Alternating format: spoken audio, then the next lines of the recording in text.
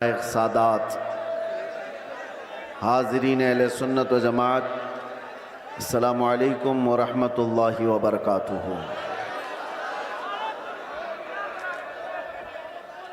الحمدللہ الحنان المنان الذي خلق الانسان وعلمه البیان، والصلاة والسلام على رسوله سید الانس والجان وعلى آلہ واصحابہ ذوی الخیر والاحسان، اما بعد فاعوذ باللہ من الشیطان الرجیم، بسم اللہ الرحمن الرحیم۔ ان ینصرکم اللہ فلا غالب لکم وان یخذلکم فمن ذا الذی ینصرکم من بعدہ وعلى الله فليتوكل المؤمنون، صدق اللہ مولانا العظیم۔ بارگاہ رسالت معاب صلی اللہ تعالی علیہ وسلم میں درود پاک کا ہدیہ پیش کریں۔ اللہم صلی علی سیدنا محمد معدن الجود والکرم وآلہ واصحابہ الکرام وابنہ الکریم وبارک وسلم صلاة دائمة سرمدا ابدا۔ پھر کے گلی گلی تباہ ٹھوکریں سب کی کھائی کیوں، دل کو جو عقل دے خدا تیری گلی سے جائے کیوں۔ جان ہے عشق مصطفیٰ روز فزوں کرے خدا، جس کو ہو درد کا مزہ ناز دوا اٹھائے کیوں۔ عزیزان گرامی وقار، انتظار کرتے کرتے آخر میرا نمبر آ ہی گیا، اور آپ تمامی حضرات کو دیکھ کر ایسا احساس ہوتا ہے کہ میں جب اس جلسے میں آ رہا تھا تو گاڑی والوں سے پوچھ رہا تھا کہ مجھے کون سے کھیتی میں لے جا رہے ہو، پگ ڈنڈیوں سے گزرتے ہوئے یہاں آ رہے ہیں۔ اتنا بڑا جلسے کا نظام دیکھ کر کے ایک بات تو سمجھ میں آتی ہے، سیمانچل کے لوگ صحیح ڈھنگ سے اپنا گھر نہیں بنا پاتے ہیں، لکڑیوں کے گھر، چھپر کے گھر، لیکن میرے مصطفیٰ کے نام پر عالی شان جلسہ تو ضرور سجا لیتے ہیں۔ اس میں کمپرومائز نہیں کیا جاتا، اس میں کوئی کمپرومائز، کہاں یہ جلسہ اور کہاں چھوٹے چھوٹے گھر، کوئی مطابقت نہیں لگتی، اور بہت بڑے بڑے لوگ یہ سب نہیں کرتے، غریبوں کے حصے میں ہی یہ کام آیا کرتا ہے۔ اللہ کے نبی صلی اللہ تعالی علیہ وسلم نے جب مکہ مکرمہ میں تبلیغ شروع فرمائی تھی تو غریبوں نے ہی سب سے پہلے اسلام قبول کیا تھا، اور غربت میں ہی اسلام پھیلتا رہا۔ آج بھی میرے عزیزوں، بہار میں بہت سارے علاقے ہیں، لیکن ہم بہت دور بیٹھ کر یہاں کے الیکشن کی دھمک بھی سنتے تھے تو سیمانچل کی بات زیادہ سنتے تھے۔ اس کی وجہ کیا ہے؟ بہار میں تو بہت سارے علاقے ہیں، بہت سارے ضلع ہیں، اس علاقے کا تذکرہ زیادہ کیوں ہوتا ہے؟ وجہ یہ ہے کہ یہاں پر وہ قوم زیادہ ہے جو لوگوں کی نظروں میں چبھتی زیادہ ہے، اور یہی بات ہے کہ دنیا کا ہر درندہ ہماری طرف دیکھتا ہے اور خونخوار نظروں سے مٹانے کی کوشش بھی کرتا ہے۔ اور یہ پہلی بار نہیں، چنگیز اس کے بڑے بھی آئے، ہلاکو اس سے بڑے بھی آئے، لیکن وہ اس دین متین کا کچھ بگاڑ نہ سکے۔ آپ بھی نہ گھبرانا، یہ جلسے کوئی ختم نہیں کر سکتا، اور نہ یہ نام ہمارے کبھی ختم کیے جا سکتے ہیں۔ کچھ بات تو ہے کہ مٹتی نہیں ہستی ہماری، کچھ بات تو ہے کہ مٹتی نہیں ہستی ہماری، صدیوں رہا ہے دشمن دور زماں ہمارا، یونان و مصر و روما سب مٹ گئے جہاں سے، باقی مگر ہے اب تک نام و نشاں ہمارا، توحید کی امانت سینوں میں ہے ہمارے، آسان نہیں مٹانا نام و نشاں ہمارا۔ اور پھر ایک بات باطل سے ڈرنے والے اے آسماں نہیں ہیں ہم، 100 بار کر چکا ہے تو امتحان ہمارا۔ ایک بڑی لذت ہے، بڑا عجیب احساس ہے بہار کے، بنگال کے، جھارکھنڈ کے جلسوں میں۔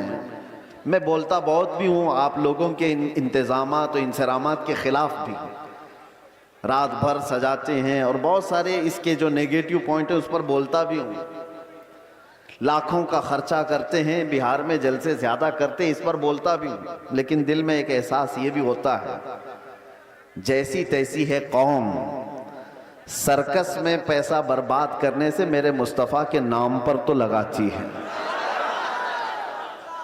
کسی اور جگہ پر ان کو چھوڑ دیا جائے تو شاید پتہ نہیں مجرے کرنے والوں کو دیکھیں گے لوگ۔ انٹرٹینمنٹ کی دنیا ہے، یہاں نہیں تو کہیں اور محفلیں لگا دیں گے، اسی بہانے کم از کم یہاں شعراء اسلام آتے ہیں، خطبہ اسلام آتے ہیں، اور یہ ایک ایک لفظ پڑھتے جاتے ہیں، لوگوں کے دلوں میں رس گھولتے جاتے ہیں، جیسے تیسے یہ دین کا نظام ان جلسوں کے ذریعے سے قائم ہے۔ بہرحال میرے عزیزوں، ایک بات آپ سمجھ کر کے چلنا، یہاں پر بیٹھ کر تقریباً 1 گھنٹہ مجھ سے پیشتر حضرت مولانا صاحب نے چندہ بھی کیا بہت مسجد کے لیے۔ بہت لوگ سمجھتے ہیں کہ مولانا لوگوں کا کام ہی کیا ہے، چندہ کرنا، رسید لے کے گھومتے رہتے ہیں۔ تمہیں اندازہ ہے دین کا یہ سارا نظام اگر یہ مولوی نہیں ہوتے تو پتہ نہیں تم کیا کر رہے ہوتے۔ یہ مدرسے، یہ مساجد کی مینار، یہ ساری چیزیں ان لوگوں سے قائم ہیں۔ ہوتے ہوں گے چندہ خور لوگ، مگر آپ کو پتہ ہے ایک ایک پائی دین کے لیے اعلان کر کے جمع کرنا یہ علماء کی شان ہے۔ کیا ان کے اندر سیلف ریسپیکٹ نہیں ہے؟ کیا مانگنا ان کی بچپن کی عادت ہے؟ نہیں، تمہارے درمیان اگر وہ ہاتھ پھیلاتے بھی ہیں تو دین کے نام پر، میرے مصطفیٰ کریم صلی اللہ تعالیٰ علیہ وسلم کی شریعت طاہرہ کی بقا کے لیے۔ مجھے بات یاد آتی ہے، میرے والد گرامی فرمایا کرتے تھے، الجامعۃ الاشرفیہ مبارک پور آج ہندوستان کی ایک ایسی عظیم یونیورسٹی کا نام ہے جس کے سامنے تاج محل کی اونچائی بھی پھیکی پڑتی ہے۔ تاج محل تو لوگ ٹکٹ دے کر دیکھنے جاتے ہیں اور فوٹو کھنچوا کر آتے ہیں، مگر الجامعۃ الاشرفیہ وہ ایسی جگہ ہے جہاں انسان بنائے جاتے ہیں، علماء ربانیین کی ایک بڑی جماعت پیدا ہوتی ہے۔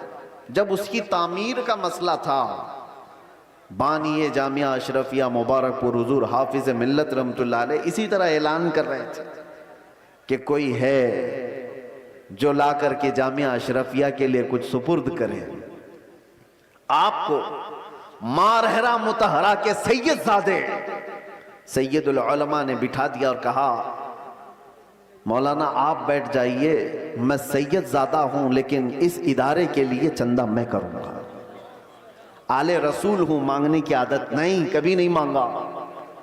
اور اس کے بعد جب سید میاں رحمت اللہ تعالیٰ علیہ نے اعلان کیا تو ظاہر سی بات ہے مجھے یہ علاقہ دیکھ کر کے وہ بات یاد آتی ہے، مولانا تو 11,000 مانگ رہے تھے، وہاں پر چھوٹا گاؤں تھا، چھوٹی بستی تھی، جب مانگا جا رہا تھا چندہ تو ایک بوڑھی عورت ایک مرغی کا انڈا لے کر کے آ گئی تھی، کہا میرے گھر میں اس کے علاوہ کچھ ہے نہیں، یہ چندے میں قبول کر لیجیے۔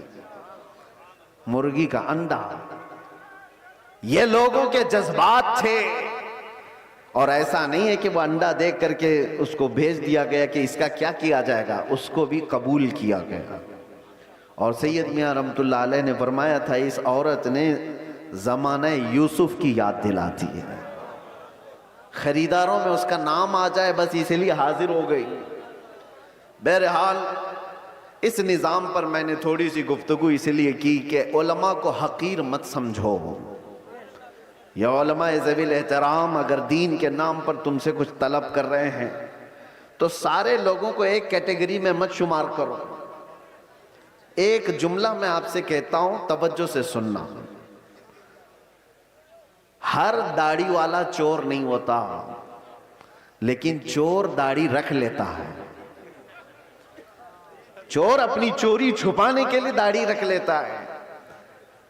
ہاں، اس فارمولے کو سمجھ کر کے چلیں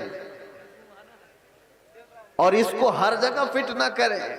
داڑھی والے کو دیکھ کر کے حقارت سے دیکھنا میرے عزیزو ہرگز نہیں۔ کچھ چور اگر اس طرح کے لباس پہن لیں تو ایسا تھوڑی نہ ہوتا ہے کہ ہم یہ بھی تو نہیں کہہ سکتے کہ ہر چائے والا چور ہے، نہیں کہہ سکتے، نہیں کہہ سکتے۔ سب کو ایک کیٹیگری میں کیسے شامل کر دیں؟ یہ ایک جملہ آپ یاد رکھیں، میں کسی کا نام نہیں لے رہا ہوں۔ اور دوسری بات، علماء ذوی الاحترام کے لیے خاص طور پر میں نے آیت کریمہ کی تلاوت کی ہے خطبے کے بعد۔ يَنْصُرْكُمُ اللَّهُ فَلَا غَالِبَ لَكُمْ، اگر اللہ تمہاری مدد کرے تو کوئی طاقت تم پر غالب نہیں آ سکتی، کوئی تم پر غلبہ نہیں حاصل کر سکتا۔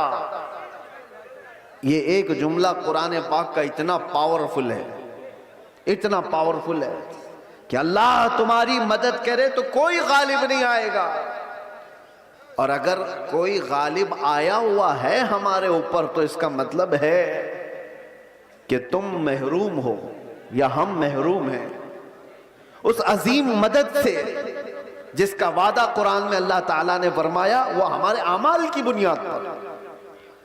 مرشد گرامی حضور تاج الشریعہ رحمت اللہ تعالیٰ علیہ ایک آیت کی تفسیر فرماتے ہوئے ہم سے کہہ رہے تھے کہ ایک صاحب آئے اور انہوں نے کہا کہ حضرت ہمارے گاؤں میں بہت فسادات ہو گئے، وائلیشن ہو گیا، لیکن مسلمانوں کو پکڑ پکڑ کر کے پولیس لے جا رہی ہے، 8-10 دن ہو گئے، ابھی تک تھمی نہیں ہے یہ گرفتاریاں۔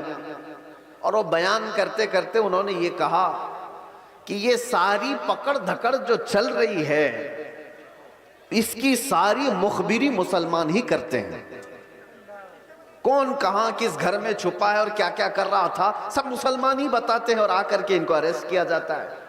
تب حضرت نے ایک آیت پڑھ کر کے ہمیں بتایا تھا، قرآن میں اللہ فرماتا وَلَن يَجْعَلَ اللَّهُ لِلْكَافِرِينَ عَلَى الْمُؤْمِنِينَ سَبِيلًا، اللہ قرآن میں فرماتا ہے ہرگز اللہ تعالیٰ کافروں کو ایمان والوں پر غلبہ نہیں دے گا، کبھی نہیں۔ لن کا لفظ ہے نفی تاکید کے ساتھ، ہرگز اللہ تبارک و تعالیٰ کافروں کو ایمان والوں پر غلبہ نہیں دے گا۔ حضرت فرماتے مگر یہ کہ کسی کافر کی مدد مسلمان ہی کرے تو وہ کافر مسلمان کے راستے سے دوسرے مسلمان پر غلبہ کرے گا۔ بات سمجھ میں آ رہی ہے؟ ایک مسلمان کو ذریعہ بنا کر کے ہی دوسرا کوئی تمہارے گھر پر حملہ کرے گا۔ آج کی حالات پر میں جو بات کر رہا ہوں سنو میرے عزیزو، بہت سارے مسلمان اپنا فیوچر آج بنا نہیں پا رہے ہیں، ان کو پتہ ہی نہیں ہے کس کے ساتھ جانا ہے اور کس کا ساتھ دینا ہے۔ حالات ایسے ہیں کہ کسی اور مسلمان کو گرانے کے لیے ایک مسلمان کسی کافر و مشرک کی مدد پر بھی راضی ہو جاتا ہے۔ یہی میں بتا رہا ہوں کہ کبھی تمہیں کوئی قوم مغلوب نہیں کر سکتی جب تک کہ تمہارے اندر کے غدار تمہیں مغلوب نہ کریں۔ جب تک ہمارے درمیان موجود جماعت کے منافقین ہمارے خلاف نہ کھڑے ہوں تب تک کوئی قوم ہمیں ڈائریکٹ نہیں گرا سکتی۔ ابھی 1 مہینے پہلے کی بات میں بتاؤ، بہت سینئر آفیسر نے مجھ سے کہا کہ مولانا آپ ڈرتے کیوں ہیں؟ آپ کی قوم کو کوئی بھی ہرا نہیں سکتا، یہ ہم جانتے ہیں۔ یہ میں سنتا تھا پہلے، لیکن ڈائریکٹ سنا، آپ کی قوم کو کوئی کچھ نہیں کر سکتا، آپ کی قوم ہی آپ کی قوم کو برباد کرتی ہے، باقی کوئی نہیں کر سکتا۔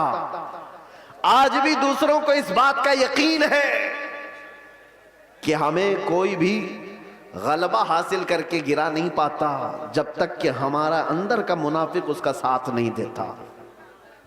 یہ غداروں کی جماعت، یہ منافقین کی جماعت، میں جانتا ہوں سیفی صاحب یہاں موجود ہیں، میں آپ سے کہہ رہا ہوں کہ اس وقت کیفیت کیا ہوتی ہوگی. یہ اسٹیج پہ موجود سارے علماء، ہماری برادری، علماء برادری، ہم گرفتار ہو کر کے 200 لوگوں کے درمیان ہیں. پہرے داری میں کوئی کسر نہیں چھوڑی جا رہی ہے، کوئی کسر نہیں چھوڑی جا رہی ہے. سارے ارد گرد ہمارے اطراف کرسیاں لگا کر بیٹھے اور سوالات پہ سوالات، سوالات پہ سوالات. اور اس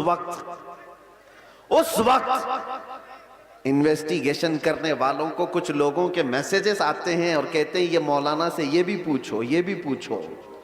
کلپیں ہماری کاٹ کاٹ کر کے بھیجی جا رہی ہیں تقریروں کی کہ انہوں نے یہاں پر یہ کہا، انہوں نے یہاں پر یہ کہا.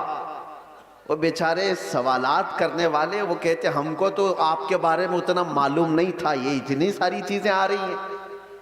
میں نے پوچھا نہیں کون ہے، لیکن سامنے والے نے بتایا کہ فلاں پیر صاحب ہیں، فلاں مولانا صاحب ہیں. میں جانتا ہوں میرے عزیزوں، میں نے اس سے قبل بڑے جذبات میں کہا تھا، وہ بھی جانتے ہوں گے جنہوں نے یہ سب کام کیے ہیں ہمارے دل پر کیا گزر رہی تھی اس وقت. ہم نے سب اللہ اس کے رسول پر چھوڑ دیا. لیکن ایک بات یاد رکھنا، غداروں کی جماعت سے کہتا ہوں، کل قیامت ہونی ہے اور بارگاہ مصطفیٰ میں ہمیں بھی کھڑا ہونا اور تمہیں بھی کھڑا ہونا ہے. دیکھا جائے گا کہ تم کس کے ساتھ کھڑے ہوتے اور ہم کس کے ساتھ کھڑے ہوتے. دیکھا جائے گا تم نے کسی ایک عالم کو صرف اور صرف ناموس رسالت کی بنیاد پر سزا کو طویل کرنے کے لیے، ساتھ دینے کے لیے جاسوسیوں کا ماحول بنایا تھا. قیامت تو ہونی ہے، موت تو آنی ہے، قبر میں بھی جانا ہے. یہ مت سمجھ لینا کہ سب کچھ یہاں پر ہے. چند پیسوں کے لیے جو لوگ اپنا دین بیچتے تھے، قرآن نے ان کی وعید میں کیا کیا بیان فرمایا. یہ وہ لوگ ہیں جو یہودی علماء تھے، یہی تو کیا کرتے تھے. مالداروں کو خوش رکھنے کے لیے وہ دین کا نظام بدل دیا کرتے تھے. اب دیکھنا جیسے جیسے یہ سکتہ پاور میں آج لوگ ہیں، حکومت میں جو لوگ ہیں، مضبوط سے مضبوط ہوتے جائیں گے تو طوفان آئے گا بہت ساروں کے اندر. کتنے تو ادھر سے ادھر نکلنے لگ جائیں گے کہ بھائی جس کی لاٹھی اس کی بھینس، ہمیں بھی ان کی بولی بولنی پڑے گی، ہم بھی ان کے شانہ بشانہ رہیں گے تو کچھ ہمارے بھی کام ہو جائیں گے. دیکھنا اور چند دنوں کے بعد وہ چاہے علماء دکھنے والی جماعت میں سے لوگ ہوں یا نیتا بننے والے لوگ ہوں، یہ سب وہ چاٹو گیری کرنے والے لوگ ان طوفانوں میں اب کس کے ساتھ جانے لگیں گے اور قوم کی دلالی کرنے لگیں گے. دیکھنا آپ چند دنوں کے بعد. اور اے قوم کے غیور نوجوانوں، محبت مصطفیٰ پر اور ناموس مصطفیٰ پر تم نے جذبات میں آ کر کے جو نعرے لگائے، ان کا پاس و لحاظ رکھنا. چاہے پوری جماعت کے بڑے بڑے لوگ کسی ایسی جماعت کے ساتھ چلے جائیں جو میرے مصطفیٰ کے دشمن ہیں، انہیں مت دیکھو، ان کی دولت نہ دیکھو، ان کی سیاست نہ دیکھو، ان کے اونچے مرتبے نہ دیکھو. میں غریب ہی صحیح، میرے دامن میں میرے مصطفیٰ کی محبت کافی ہے. اس پر قائم رہنا. تمہارے گھر چھپر کے ہیں، تمہارے علاقے باہر سے ڈوب جاتے ہیں، بہت سارے معاملات ہیں، اس پر راضی رہنا، لیکن ایمان کا سودا کبھی نہ کرنا، ناموس مصطفیٰ کا سودا کبھی ہونے نہیں دینا. ایسوں کی جماعت سے اپنے آپ کو بچائے رکھو جو دین کا سودا کرتے ہیں. میرے عزیزوں، ایک بات میں کہہ رہا تھا، مولانا ابھی جو چندہ کر رہے تھے ایک مسجدی کے لیے، لوگ مذاق اڑاتے ہیں ہمارا. سنیوں کے جلسے دیکھو چندے کر رہے ہوتے ہیں. ہر بھائی کریں گے ہی نا، ہمارے پاس سعودی ریال تھوڑی نہ آتے ہیں، ہم تو غریبوں سے ہی بنا رہے ہیں جو کچھ بھی بنا رہے ہیں. ہمارے پاس کون سی حکومت ہے؟ نہ سعودی ہے، نہ قطر ہے، نہ کویت ہے، کچھ نہیں ہے. ہو سکتا ہے تمہارے پاس ڈالر بھی آتے ہوں، ریال بھی آتے ہوں، پاؤنڈ بھی آتے ہوں، تمہارے آقاؤں سے سب آتا ہوگا. یہ غریبوں کی بستی میں جو آتا ہے ان کی محنت مزدوری کی کمائی سے ہی آتا، اور اسی لیے ریالوں پر پلنے والوں سے ڈر قوم کو، دنیا کو نہیں ہے. ان غریبوں کی بستیوں سے لوگوں کو ڈر ہے کہ انقلاب پیسے کے لالچیوں سے نہیں آتا، یہ ایمان پر زندہ رہنے والی غریب قوم سے انقلاب آتا ہے۔ غربا سے دنیا ڈرتی ہے۔ آپ کو پتا ہے قیصر و کسریٰ کی طاقت کا اندازہ لگا سکتے ہو؟ قیصر کہتے تھے روم کے بادشاہ کو، کسریٰ کہتے تھے ایران کے بادشاہ کو۔ یہ اس زمانے کی بات کر رہا ہوں جب تقریباً پوری دنیا میں دو بڑے سپر پاور حکومتیں تھیں۔ Super power Persian empire, Roman empire. Roman empire قیصر، پرشین ایمپائر کسریٰ۔ یہ میرے مصطفیٰ کریم صلی اللہ تعالیٰ علیہ وسلم کے زمانے کی بات کر رہا ہوں۔ اور جب حضور پاک کے زمانے سے تھوڑا سا زمانہ آ گیا صدیق اکبر کا، فاروق اعظم کا، مدینے سے یہ صحابہ کی جماعتیں نکلی تھیں اور یہ بات کر رہے تھے قیصر و کسریٰ سے مقابلے کی۔ سوچو سیمانچل کے غریب لوگ، بستیوں میں رہنے والے جن کے ہاں پکی سڑک بھی نہ ہو، اور وہ گاؤں کے رہنے والے اگر یہ کہیں ہم امریکہ سے لڑنے والے ہیں، رشیا سے لڑنے والے ہیں، تو دنیا مذاق ہی تو کرے گی۔ دنیا کیا کہے گی؟ ارے تمہارے چھپر کے گھر ہیں اور تم بات کر رہے ہو سپر پاور سے لڑنے کی۔ بلا تشبیہ بلا تمثیل صحابہ کرام جس وقت یہ بات کر رہے تھے کہ قیصر و کسریٰ کو بھی ہم فتح کر لیں گے، روم اور ایران کو بھی فتح کر لیں گے، مکہ والے ٹھٹا مار کر کے ہنستے تھے۔ جن کے پاؤں میں چپل نہیں، جن کے کپڑوں پہ پیوند لگے رہتے ہیں، جو 10 لوگ ایک کھجور پر پورا دن گزارتے ہیں، یہ وہ محمد عربی کے غلام ہیں۔ روم اور ایران فتح کرنے کی بات کر رہے ہیں، مذاق اڑایا جاتا تھا۔ لیکن تاریخ کی سچائیاں بتاتی ہیں وہ مذاق کرنے والے دیکھتے رہ گئے۔ صحابہ کی جماعت، وہ فاقہ کشی پر رہنے والے، ایک پیوند لگا جبہ پہننے والے، بغیر چپل کے کئی لمبے میل تک سفر کرنے والے صحابہ جب نکلے تھے تو قیصر و کسریٰ کو گھٹنے ٹیکنے پر مجبور کر دیا تھا۔ عمر فاروق رضی اللہ تعالیٰ عنہ کے زمانے میں وہ وقت آیا تھا کہ جب کسریٰ کی حکومت بھی تہ و بالا ہو گئی، قیصر کی تمام سلطنت کی رعنائیاں ختم ہو گئی اور پھر پرچم اسلام لہرایا تھا، تو آج تک ایران پر جو اسلامی حکومت کا غلغلہ ہے آج تک موجود ہے۔ میں آپ سے کہتا ہوں کہ دنیا نے ہمیشہ یہ دیکھا ہے محمد عربی صلی اللہ تعالیٰ علیہ وسلم کے غلاموں میں ان کو کمزور دیکھا گیا ہے، ان کو غریب دیکھا گیا ہے، لیکن جب اس قوم کو جلال آتا ہے تو بڑی بڑی حکومتوں کے تختے پلٹ جاتے ہیں۔ اسی کو اقبال نے کہا تھا نکل کر کے صحرا سے جس نے الٹ دیا تھا تخت روما کو، سنا ہے قدسیوں سے میں نے کہ وہ شیر پھر ہوشیار ہوگا۔ سنا ہے قدسیوں سے میں نے کہ وہ شیر پھر ہوشیار ہوگا۔ اے سنیوں گھبرانے کی ضرورت نہیں، مایوس ہونے کی ضرورت نہیں، اپنے اعمال بدلنے کی ضرورت ہے، اپنے اخلاق بدلنے کی ضرورت ہے، ایمان کی مضبوطی لانے کی ضرورت ہے۔ ہمارے پاس بچا کیا ہے؟ ابھی جو چیز بچی ہے وہ محبت مصطفیٰ، نبی کریم صلی اللہ تعالیٰ علیہ وسلم پر مر مٹنے والی جو کیفیت ہے، یہ دنیا کی سب سے عظیم دولت اللہ نے تمہیں عطا کی، اس کو بچائے رکھو۔ یہ بھی اگر ختم ہو گئی تو چلتی پھرتی لاشیں ہیں اور کچھ بھی نہیں بچا۔ ہاں آپ کا ایک سوال ہے، جیسے ہم سے بھی کہتے چلو بہت بولتے تھے، گرفتار ہو کر کے گئے، جیلوں کے پیچھے پڑے رہے، کوئی پرسان حال نہیں، دھکے کھاتے رہے، کیسی جگہوں پر بیٹھتے رہے، کیا یہ عزت کی بات ہے؟ میرے عزیزو، یہ گرفتاریاں یہ ہمارے آباء و اجداد کی سنت ہے۔ ہاں جیل قید یہ ساری چیزیں نئی بات نہیں ہے، تاریخ اٹھا کر کے دیکھ لو تو بڑے بڑے بزرگان دین اس منزل سے گزرتے چلے گئے ہیں، اور سب یہ تو چھوٹی منزل ہے، اس سے بڑی منزل پھانسی کی آتی ہے۔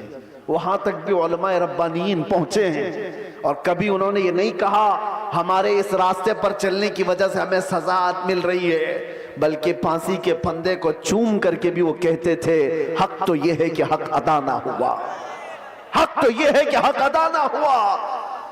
ہمارے اسلاف کرام میں آپ کو پتہ امام احمد بن حنبل کو 300 کوڑے مارے گئے تھے حق بات کے لیے، اور آپ کو پتہ ہے حضرت امام موسیٰ کاظم امام جعفر صادق کے بیٹے ہیں، اہل بیت کے بڑے امام ہیں، 7 سال تک ایک خلیفہ نے آپ کو ایسی جیل میں رکھا کہ آپ نے سورج نہیں دیکھا تھا، 7 سال، پھر زہر دے کر کے قید خانے میں ہی مار دیا گیا۔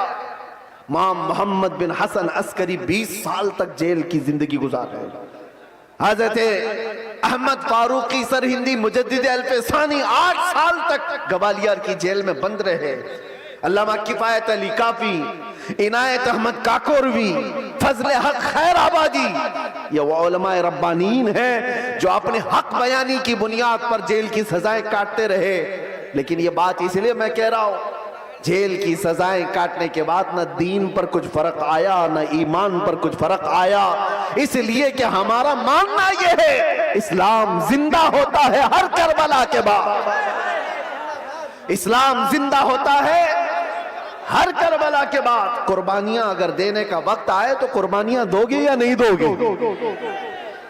حضور پاک صلی اللہ تعالیٰ علیہ وسلم کے نام پر آزمائشیں آئیں گی تو ان آزمائشوں کے لیے تیار رہو گے کہ نہیں رہو گے؟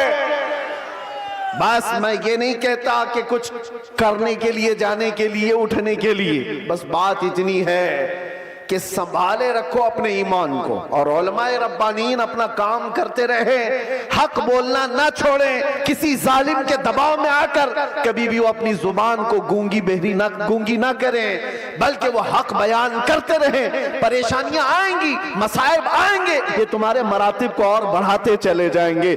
کسی سیٹ کی چاپلوسی میں حق بیانی سے آپ دور نہ بھاگیں، اس لیے کہ سیٹ نہ تمہیں رزق دیتا ہے نہ تمہیں حیات دیتا ہے، اللہ رب العزت رزاق حقیقی ہے، وہی حیات و ممات کا مالک ہے۔ علماء ربانیین کو بھی یہ چاہیے کہ حالات زمانہ کو دیکھیں ضرور، لیکن حق بات سے آپ اپنی زبان کو نہ روکیں، اس کو چلتے رہنے دیں، اللہ کی غیب سے مدد ہوگی اور قوم کے اندر ایمان زندہ رہے گا، قوم کے اندر بیداری باقی رہے گی۔ اور اگر یہ چپ ہو گئے تو قوم کا ایک بڑا حصہ بزدل بن جائے گا، قوم کا ایک بڑا حصہ بزدلی کا شکار ہو جائے گا۔ چند علماء ربانیین ہی صحیح، انہیں چاہیے کہ وہ اپنی قربانیوں کے لیے تیار رہیں۔ ہم نے روٹیاں بہت کھائی ہیں حضور کے نام پر، جلسے بہت کر لیے ہیں، لوگ علماء کو آج جو نوازتے ہیں، چاہے وہ ایک نذرانے کا چھوٹا سا لفافہ ہی کیوں نہ ہو، یہ نہ سمجھیں کہ آپ کی ٹوپی داڑھی کی وجہ سے، بلکہ مصطفیٰ کریم کی نسبت کی وجہ سے۔ ساری قوم آپ کو نائب رسول سمجھتی ہے، حضور کے نام پر ہمیں مل رہا ہے، کھا رہے ہیں، آپ نیچے بیٹھے ہم اوپر بیٹھے ہیں، یہ اوپر بیٹھنا بھی میرے حضور کی نسبت کی وجہ سے۔ یہ منبر علماء کو جو دیا جاتا ہے اس لیے کہ نبی پاک کے نائب ہے، اور جب حضور پاک کی بات آئے تو آئیں کائیں نہ کیا کریں۔ علماء کو چاہیے کہ وہ اپنا حق ادا کریں، اپنا حق ادا کریں۔ اور ہم نے دیکھا ہے چند وہ لوگ مصلحت اور حکمت کی بات کرتے ہوئے ہمیں ڈراتے ہیں۔ میرے عزیزوں، مصلحت اپنی جگہ پر، حکمت اپنی جگہ پر۔ کیا امام حسین کو مصلحت نہیں معلوم تھی؟ کربلا میں جانے کے وقت ان کو حکمتیں نہیں معلوم تھی جو 72 لوگ اپنے خاندان کے لے کر شہید ہو گئے؟ دین پر کبھی ایسے معاملات آئیں تو میرے عزیز و علماء کا سب سے پہلا یہ نمبر ہے کہ قوم آپ ایک قدم بڑھاتے ہیں تو یہ 100 قدم آگے بڑھنے کو تیار ہے۔ آپ کو صرف ایک زبان کہنے کی دیر ہے، قوم تو بیچاری بے پناہ محبتوں کے ساتھ جان دینے کے لیے بھی قربان ہے۔ میں اکثر ایک بات کہا کرتا ہوں، آج سے 4 سال پہلے میں نے دلی میں اس پاکھنڈی کو جو مباہلے کا چیلنج کیا تھا، اور آپ کو پتا ہے ہمارا اعلان پوری دنیا بھر میں پھیلا تھا کہ ہم آگ میں کودنے جا رہے ہیں، لیکن اس وقت ممبئی کا ایک نوجوان میرے پاس آ کر کہا تھا، جو کوئی بعمل نہیں دکھتا شکل سے، ہاں داڑھی میں بھی ڈیزائن، سر میں بھی ڈیزائن، پھٹی جینز پہنا ہوا، اس نے کہا تھا کہ حضرت مفتی صاحب میں نے سنا ہے آپ کا اعلان، آپ دلی جا رہے ہیں آگ میں کودنے۔ میں نے کہا آپ کو کیا ہے اس سے؟ اس نے کہا آپ جب بھی جانا ہو تو مجھے لے جائیں، پہلے میں کودوں گا۔ چہرہ دیکھو، حلیہ دیکھو، پورا. میں یہ کہتا ہوں علماء ربانین سے، ہمیں صرف کہنے کی دیر ہے، سارا محاذ کون سنبھالے گی؟ سارا محاذ ہم نے صرف اعلان کیا تھا، بچہ بچہ تیار کھڑا تھا. یہ جذبہ ہے محبت مصطفیٰ کی بنیاد پر. اس دن میرے آنکھوں میں آنسو آ گئے تھے اس نوجوان کو دیکھ کر. اس نے کہا تھا میں مسجد میں زیادہ آتا نہیں، آپ کے قریب آیا نہیں زیادہ، لیکن اتنی بات ہے کہ حضور سے محبت ضرور کرتا ہوں، اور جب ان کی بات آئی ہے تو جان بھی دے سکتا ہوں. میں آپ کو بتاؤں، اسی نوجوان کو دیکھ کر آنکھوں میں آنسو آئے. بارگاہ مصطفیٰ میں نے عرض کیا تھا، یا رسول اللہ آپ کی یہ امت گنہگار ہو گئی، غدار نہیں ہے، غدار نہیں ہے، غداری نہیں کرتی. تو میرے عزیزوں، اسی چیز کو میں کہتا ہوں، تھوڑی سی لو دینے کی ضرورت ہے. علماء ربانین حق بیان کریں، قوم کو صحیح سلیقے سے چلنے کا ان کو نشانہ دیا کریں، پھر دیکھیں انقلاب آئے گا، ضرور آئے گا. ہمیں آج یہ پتہ ہی نہیں ہے کس کے ساتھ جانا ہے، کس کے ساتھ بیٹھنا ہے، کس کے ساتھ اٹھنا ہے. جو دیکھا اس کی طرف چل پڑے. ایسا نہیں ہوتا. امت مصطفیٰ تم خیر امت ہو، ہر کوئی تمہارا آئیڈیل نہیں بن سکتا، ہر کوئی تمہارا رول ماڈل نہیں بن سکتا. تمہارا رول ماڈل خالد بن ولید ہو سکتا ہے، تمہارا آئیڈیل صلاح الدین ایوبی ہو سکتا ہے. ایرے غیرے نتھو کھیرے کو دیکھو گے تو بزدلی تو آئے گی. فلموں میں ناچنے والے تمہارے آئیڈیل بنیں گے، تم ان کے فین ہو، ان کی طرح کپڑے پہننے کی کوشش کرو گے، ان کی طرح لائف سٹائل بنانے کی کوشش کرو گے. یاد رکھو وہ جہنم میں جائیں گے تو ساتھ تمہیں بھی لے کر جائیں گے. ہاں، لائف سٹائل بنانا ہے تو میرے مصطفیٰ کے غلاموں کی لائف سٹائل بناؤ. وہ صحابہ رضوان اللہ تعالی علیہ مجمعین جو دنیا کے سب سے اچھے انسان تھے اس روئے زمین پر، وہ ہمارے رول ماڈل ہے، وہ ہمارے لیے آئیڈیل ہے. قوم کو یہ میں کہتا ہوں، صحابہ کو پڑھو، ان کی سیرت پڑھو.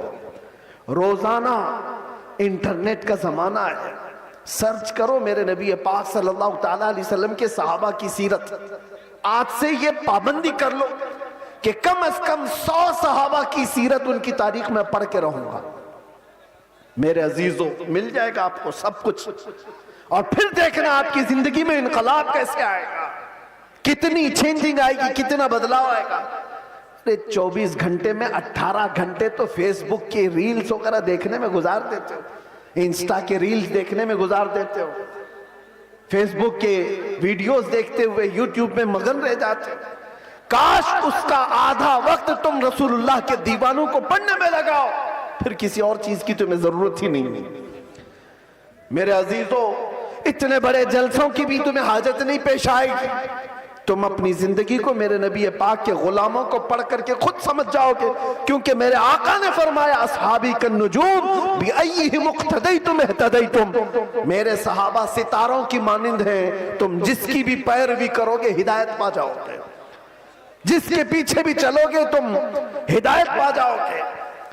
آج کے حالات کی بنیاد پر بزدلی جو آ رہی ہے اس کو ختم کرنے کی میں بات کر رہا ہوں، دونوں طرف، یہاں سے بھی اور وہاں سے بھی، دونوں جگہ سے. اور ان سیٹھوں سے بھی میں کہتا ہوں جن کو اللہ نے تھوڑا مال دیا ہے، تم اپنے مال کا غلط استعمال نہ کرو. اور کسی کے پاس مال آ گیا ہے تو سب سے پہلا وہ کیا کام کرتا ہے؟ علماء پہ حکومت جمانے کی کوشش کرتا ہے. وہ چاہتا ہے کہ سارے مولانا میرے اشارے پر چلے. یہ سارے سیٹھوں کا مزاج بنتا چلا گیا. مولانا صاحب مسجد میں وہی بیان کریں گے جو میں چاہوں گا. تمہارا دین چلاؤ گے کہ میرے مصطفیٰ کا دین؟ اور جن لوگوں کا ایسا مزاج بنے گا وہ میرے مصطفیٰ کی شریعت نہیں چلا رہے، اپنی طبیعت چلا رہے ہیں، ان کا ٹھکانہ بھی بہت برا ہوگا. وہ انجام سمجھ کر کے چلے.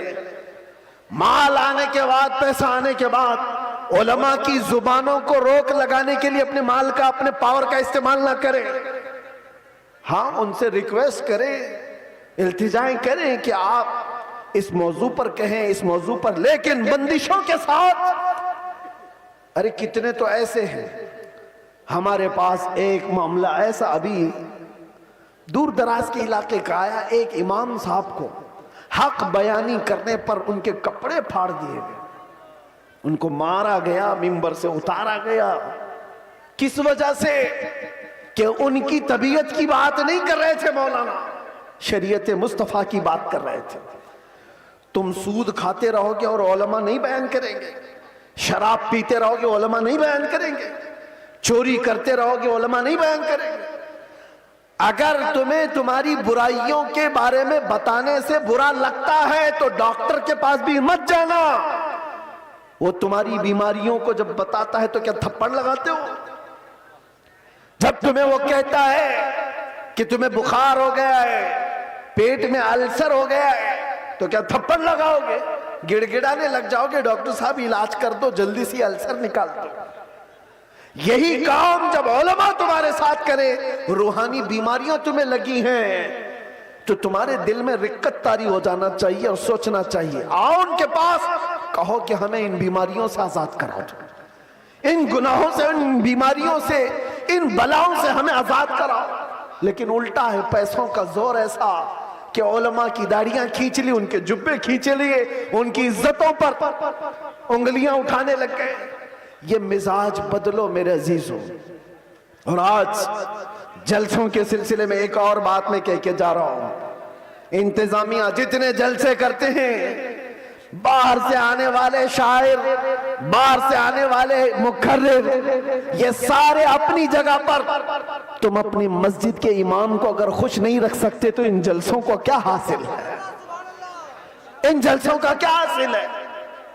لاکھوں روپے جمع کرتے ہو اور یہ سب پہ خرچہ کرتے ہو، مسجد کا امام 5,000 کے لیے ترس جاتا ہے۔ محلے کے امام کو سمجھتے ہو کہ یہ تو گھر کی مرغی ہے، دال برابر، اس کو تو چلایا جا سکتا ہے، وہ تمہارے ساتھ سال کے پورے دن رہ رہا ہے، ہم تو آدھا گھنٹہ 1 گھنٹہ آ کر کے جا رہے ہیں۔ جو سال بھر تمہارے ساتھ خدمتیں کر رہا ہے اس کا دل زیادہ خوش رکھو۔ اگر وہ متحرک نہیں ہوتا تو تمہارے پاس دین کا مزاج آتا کہاں سے؟ تمہارے بچے قرآن پڑھتے کیسے؟ اگر وہ محنت نہ کرے تو الف سے با تک نہ آئے بچوں کو، تو پھر سب سے پہلا حق ہے اس کا یہ مزاج بھی بہار ہو کہ کہیں پر بھی ہو۔ میں یہ دینا چاہتا ہوں، ہم نذرانے کے لیے نہیں آتے، ایک بات یاد رکھیں کان کھول کر کے، بہت سارے لوگوں نے بنا رکھا ہوگا، میں آج اعلاناً یہ کہتا ہوں، ہمارے نام پر کوئی دلالی نہ کرے، ہمارا کوئی ایجنٹ نہیں ہے جلسوں کے لیے۔ ہم تاریخ کے لیے بہت سارے لوگ فون کرتے ہیں، اور کتنی ہمارے پاس ایسی خبریں آئی کہ فلاں نے تاریخ دلانے کے نام پر 50,000 لے لیے، 1 لاکھ لے لیے۔ قوم سے میں کہتا ہوں کسی کو 1 روپیہ بھی دینے کی ضرورت نہیں، اللہ رب العزت نے ہمیں جتنا عطا کیا وہ بہت ہے، بہت ہے۔ میں نے جلسوں کو کبھی بھی ذریعہ معاش نہیں بنایا ہے، اللہ شاہد ہے، اللہ شاہد ہے، کسی بھی جگہ ہم نے کبھی کوئی ڈیمانڈ نہیں کیا۔ ہاں خوشیوں کے ساتھ، محبتوں کے ساتھ لوگوں نے جو دیا رکھ لیا، الگ بات ہے۔ کبھی کسی سے تقاضا کیا ہو تو میرے سامنے کھڑا ہو کر کے بتا دے، کبھی نہیں۔ یہ بات اس لیے کر رہا ہوں کہ اللہ تبارک و تعالیٰ نے جو عطا کیا وہ بہت ہے۔ ہم اپنے پیسے سے سفر کا خرچہ بھی نکال سکتے ہیں اور آ کر کے بغیر کسی چیز کے جا بھی سکتے ہیں، ہمیں کسی چیز کی حاجت نہیں۔ لیکن آج سے میں کہتا ہوں مقامی علماء کو پہلے خوش رکھو، اگر وہ خوش رہے تو دین کا مزاج بنا رہے،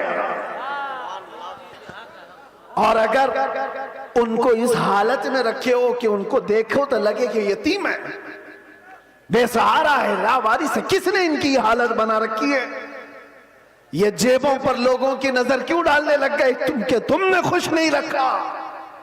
تنخواہوں میں کٹوتی ایسی کرتے چلے گئے کہ ان کو ایک ایک پائی کے لیے ترساتے رہ گئے۔ میں جانتا ہوں کئی امام ایسے ہیں جو مسجد کے دیے ہوئے چھوٹے سے گھر میں اپنی پوری زندگی گزار کر چلے گئے، مدرسے میں مختصر سی تنخواہ پر 40 سال پڑھاتے رہ گئے۔ یہ سارے خدمات ان کی اپنی جگہ پر، ہاں کچھ لوگ اگر بگڑے ہوئے ہوں تو علماء سو ہو سکتے ہیں، میں ان کی وکالت نہیں کر رہا ہوں، قوم کا مزاج بدلنے کی بات کر رہا ہوں۔ قوم کا مزاج، ہمیں بلانے کی کوئی حاجت نہیں، ہم اپنی جگہ پر بیٹھے جہاں سے تقریر کریں گے پھیل جائے گی، آ جائے گی آپ تک۔ ممبئی میں کھڑے ہو کر کے جمعہ میں خطاب کرتے ہیں تو پوری دنیا میں پھیلتی ہے، آ جاتی ہے۔ ہم صرف اور صرف بڑے اصرار کی وجہ سے آ جاتے ہیں، ہم یہ نہیں چاہتے کہ آپ کا مال ضائع ہو، برباد ہو۔ آپ یہ سارے مال کا جو صحیح استعمال ہے وہ اہل سنت و جماعت کی مضبوطی کے لیے ہی پر لگا۔ یہ کیا مزاج ہے بنا رکھا ہے، بہت ساری فارمیلٹیز ہم دیکھ رہے ہیں، نعت خوانی بھی نوٹ خوانی کی طرح، جس کو دیکھو اس کو پیسوں کی طلب میں اگر نعت پڑی جاتی ہے تو وہ نعت نہیں رہتی ہے، وہ نعت نہیں، اس سے عشق مصطفیٰ نہیں آتا۔ عشق مصطفیٰ تو وہ ہے، آج سے تقریباً 70 سال پہلے میں نے پہلے ایک میگزین آتا تھا ماہنامہ المیزان اور استقامت، معذرت ماہنامہ استقامت، اس میں ایک چیز لکھی ہوئی تھی، بڑے علماء بیٹھے ہوئے تھے، ایک شاعر نعت مصطفیٰ پڑھ رہا تھا اور اس کے شعر کا مفہوم ایسا کچھ تھا، ایک طرف کعبہ ہے ایک طرف گنبد خضرا، درمیان میں میں ہوں، ادھر جاؤں کہ ادھر جاؤں۔ 18 مرتبہ اس نے ایک ہی مصرع پڑھا، 18 مرتبہ۔ ہوتا ہے لوگ پک جاتے ہیں یہ شاعر لوگ کیا پڑھ رہے ہیں، لیکن وہ شاعر ایسا نہیں کہ جس شعر پہ پیسہ مل رہا ہے اس کو ریپیٹ کر رہا ہو، جس شعر پہ پیسہ ملے اس کو بار بار پڑھتے جاؤ، نہیں، کوئی نہیں، وہ علماء کی محفل تھی۔ 18 بار جب پڑھا اس کے بعد غش کھا کر گر گیا، علماء اکرام بیٹھے ہوئے وہ اٹھانے کے لیے آئے تو دیکھا ان کی روح پرواز کر چکی تھی۔ یہ نعت مصطفیٰ ہے، پہنچا وہیں پر جس کی مدح سرائی کر رہا تھا، اور یہاں تو لوگ ہلڑ بازی کر رہے ہوتے ہیں۔ یہ نعت نہیں ہے، نعت خانی کو نعت خانی رکھو، نوٹ خانی مت بناؤ، تمہارے پیسے سنبھال رکھو، دینے کا اتنا شوق ہے تو بعد میں کیوں الگ سے لے جا کر کے نہیں دیتے؟ یہ اچھالنا کیا ہے، یہ مجرا کرنا کیا ہے، یہ تمام چیزیں کیا ہیں؟ لوگوں کو دیکھا گیا ہے ان کے پاس گڈیاں ہیں، وہ ایک ساتھ دینا نہیں چاہتے، چھٹے چھٹے نکال نکال کر، تاکہ پوری دنیا ان کے مال کے نظارے دیکھے، وہ اپنی تمام چیزوں کی نمائش چاہتے ہیں۔ میرے عزیزو، اس منبر رسول کو ان تمام چیزوں کا کھیل نہ بناؤ، یہ پاک منبر ہے، بزرگان دین نے جیسا اس منبر کو رکھا تھا ویسے ہی رکھا جائے۔ میرے ایک استاد فرمایا کرتے تھے جلسے کے 3 رکن ہوتے ہیں، یاد رکھ لیجئے، 3 رکن ہیں، ایک انتظامیہ، ایک اسٹیج کے مقرر، یہ 2 گئے، تیسرے آڈینس، سننے والے لوگ۔ تینوں کے اندر اگر اخلاص ہو تو اس جلسے کی دھمک پوری دنیا میں پڑ جائے گی، اخلاص ہو تو اس کے اندر طاقت اور پاور بڑھ جائے گا اس جلسے کے اندر۔ اخلاص کیسے؟ جلسہ کرانے والوں کا بھی اخلاص ہو کہ ہم اللہ اس کے رسول کی رضا کے لیے کر رہے ہیں، کمپٹیشن کے لیے نہیں، پیسہ جمع کر کے کھانے کے لیے نہیں، جلسہ کیا تو باقی کا پیسہ ہضم کر لیا اس کے لیے نہیں، اخلاص ہو۔ دوسرا رکن یہ مقررین کا ہے، وہ پیسہ لینے کے لیے نہ آئے ہوں، وہ اللہ اس کے رسول کی بات قوم تک سنانے کے لیے آئے، ان کے دل میں اخلاص ہو۔ تیسرا، سننے والے بھی سرکس دیکھنے نہ آئے ہوں، انٹرٹینمنٹ کرنے نہ آئے ہوں، وہ اپنا گھر بار چھوڑ کر کے اللہ اس کے رسول کے لیے آئے ہوں۔ جب یہ تینوں ارکان میں اخلاص ہوتا ہے تو وہ جلسہ پاورفل ہو جاتا ہے، روحانیت سے بھر جاتا ہے، پھر وہاں سے کہا ہوا ہر جملہ طاقتور ہوتا ہے، ورنہ ہزاروں جلسے کیوں نہیں فائدہ دیتے، کیوں نہیں دیتے؟ کہیں تو کوئی مسٹیک ہے، کہیں گڑبڑ ہے، ان کی اصلاح کی ضرورت ہے۔ کمپٹیشن میں جلسے نہ کرو، تاریخ لینے والے لوگوں کی قطار ہے، یہاں بھی بہت لوگ آئے ہوں گے، پہلے ملے بھی اور اب ملنے والے بھی ہوں گے، ان سے بھی میں کہتا ہوں ایک علاقے میں اگر کہیں ہو گیا تو سارے ساتھ مل کر کیوں نہیں ساتھ دیتے؟ نہیں حضرت ہمارا گاؤں الگ ہے، ہمارا گاؤں الگ، اسی گاؤں میں تاریخ دو، نہیں حضرت ہماری کمیٹی الگ ہے، کمیٹی بھی الگ کرنا چاہتی، گاؤں بھی الگ کرنا چاہتا ہے، کس لیے؟ میرے عزیزو اخلاص پیدا کرو، یہ دینی کام دکھاوے کے لیے نہیں ہوتے، یہ دینی کام اخلاص کے لیے، اللہ کے رسول کی اس شریعت طاہرہ کی حفاظت کے لیے۔